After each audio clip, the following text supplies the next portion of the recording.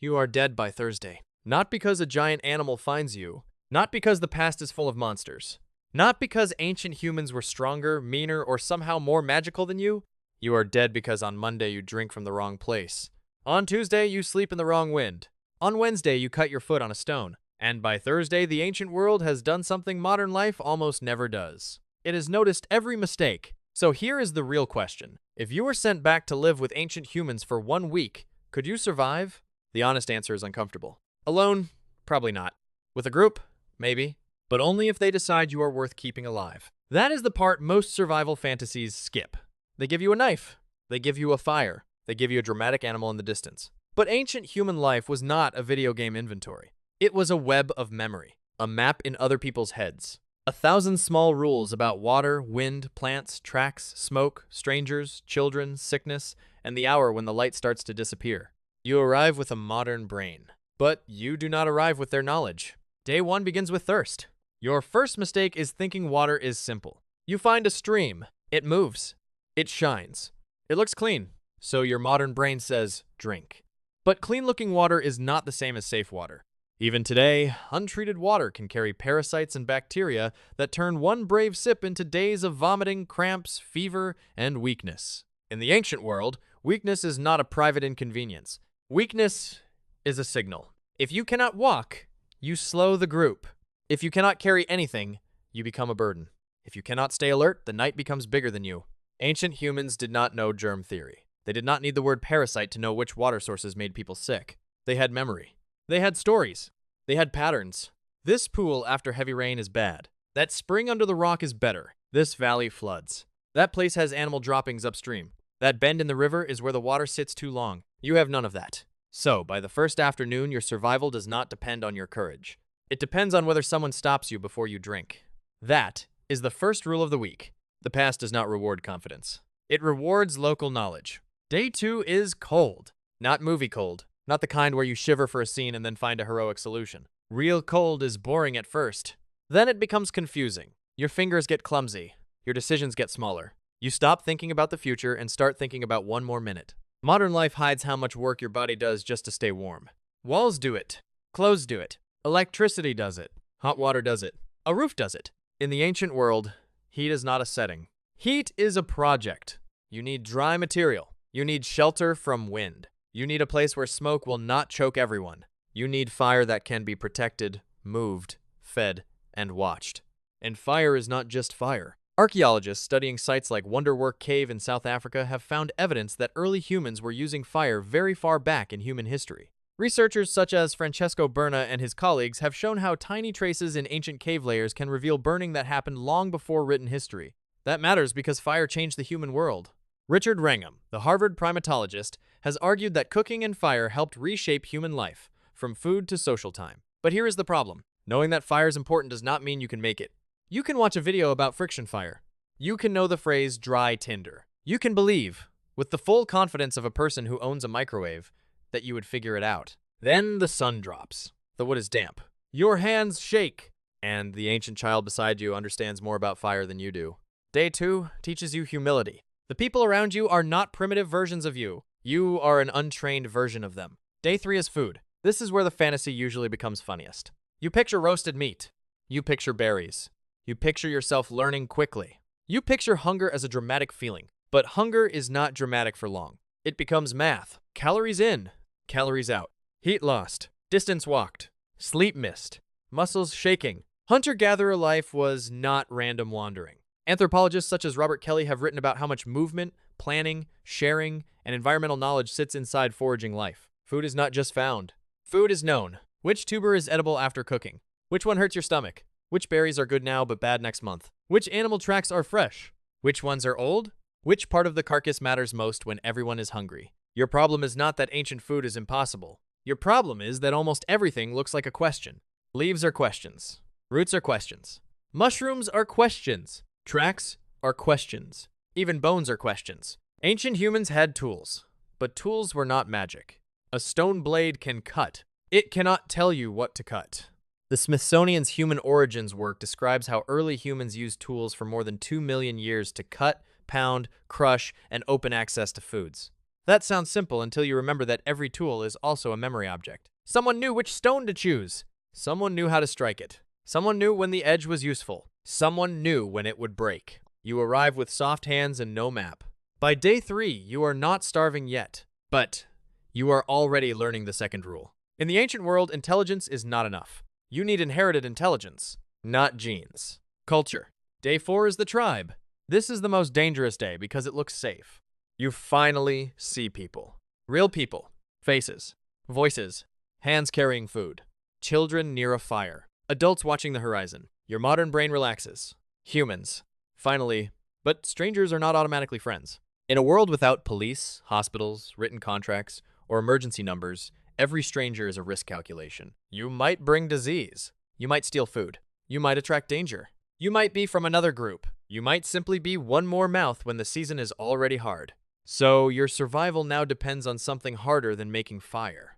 You must become socially understandable. You do not know the language. You do not know the gestures. You do not know who speaks first. You do not know where to stand. You do not know which objects are private. You do not know which person is grieving. You do not know which child you should not touch. You do not know when eye contact is friendly, rude, or threatening. You think survival means finding food. But humans are social animals. For humans, survival also means being tolerated. Robin Dunbar became famous for studying the relationship between brain size, social groups, and the number of relationships a primate can manage. The exact numbers can be debated, but the larger point is hard to escape. Human life is made of relationships. A band is not just a crowd. It is a memory system. It knows who shares, who lies, who can track, who can heal, who panics, who watches children, who breaks rules when no one is looking. You have no reputation. That means you have no credit. You cannot explain your good intentions in English. You cannot show your driver's license. You cannot say, "Do not worry, I am from the future and I watched 3 documentaries." You can only act. So you copy. You lower your hands. You stay back. You offer something. You do not grab. You do not laugh at the wrong time. You watch the person everyone else watches. Day 4 teaches you the third rule. The first shelter is not made of wood. It is made of trust. Day 5 is night. Night in the modern world is optional. You press a switch and the room defeats the sky. You open a phone and carry a tiny sun in your hand. Ancient night is different. It has edges. It has sounds. It has distance you cannot measure. It turns familiar ground into guesswork. This is when you understand why fire is social. Not just hot. Social. People gather near it. Faces become visible. Hands repair tools. Food is shared. Children learn. Warnings are told. The day becomes a story before it becomes memory. Without the group, night is not peaceful. It is an exam you take while blind. You hear movement. You do not know what made it. You smell smoke. You do not know if it is safe. You feel cold. You do not know if you should move or stay. Every wrong choice costs heat. Every panic costs energy. Every step away from the group makes the dark larger. This is also where the ancient humans become less strange. They are not just surviving. They are managing fear. They know the night has teeth. But they also know songs, stories, jokes, rituals, warnings, and routines. They have ways to keep fear from becoming chaos. You do not. So when you sit near the fire, you are not just warming your hands. You are borrowing a nervous system. The group calms you. The group tells you where to look. The group tells you when not to run. Day 5 teaches you the 4th rule. Courage is easier when fear is shared. Day 6 is injury. The ancient world does not need to kill you dramatically. It can use a blister, a cut on your foot, a toothache, a burned hand, a thorn under the skin, a stomach illness that makes you too weak to walk. Modern people often imagine death in the past as a single big event. A predator, a battle, a fall. But a small injury can become a chain. You limp, so you walk slower. So you arrive late. So you sleep colder. So you wake weaker.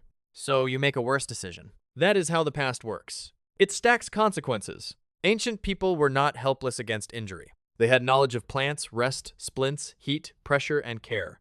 But care is expensive. If someone helps you, they spend time. If someone carries you, they spend energy. If someone gives you food, they give away calories. So your question becomes brutal. Have you become valuable enough for someone to spend energy on you? That sounds cold. But it is also the beginning of human tenderness. Care is one of the strangest human powers. Archaeologists have found ancient individuals who survived serious injuries or disabilities for long enough that someone must have helped them. That means the past was not only teeth and stone, it was also patience. But patience usually belonged inside relationships. If you are still a stranger on day 6, a small injury can push you outside the circle. If you have become useful, funny, careful, generous, or simply recognized, someone may pull you closer to the fire. Day 6 teaches you the 5th rule. Survival is not only what you can do, it is what others are willing to do for you. Day 7 is the answer. By now, you know the ancient world is not a simple test of toughness. You have learned that water is a map, fire is a technology, food is a library, night is a social event, injury is a negotiation, and safety is not a place. Safety is belonging. So, could you survive 1 week with ancient humans? If you arrive alone, loud, proud, and certain that modern knowledge makes you superior, the answer is probably no. You would drink wrong, sleep wrong, eat wrong, signal wrong, move wrong, fear wrong. But if you arrive humble, quiet, observant, and lucky enough to meet people who choose not to push you away, the answer changes. You might survive. Not because you become a master hunter in 7 days. You would not. Not because you discover some secret ancient strength. You probably would not. Not because the past is easy once you respect it. It is not. You survive because someone shows you where to drink. Someone stops you from eating the wrong route. Someone moves you closer to the fire. Someone laughs when you copy a gesture badly but does not punish you for it. Someone lets you carry a small load. Someone decides that tomorrow you may still be there. That is the twist. Ancient human survival was never about one heroic person defeating nature. It was about many fragile people making each other less fragile. The modern world has made you powerful in ways your ancestors could not imagine. You have light on command, water through pipes, food in boxes, doctors, maps, shoes, glass, steel, screens, engines, passwords, weather reports. But under all of that, the old truth is still there.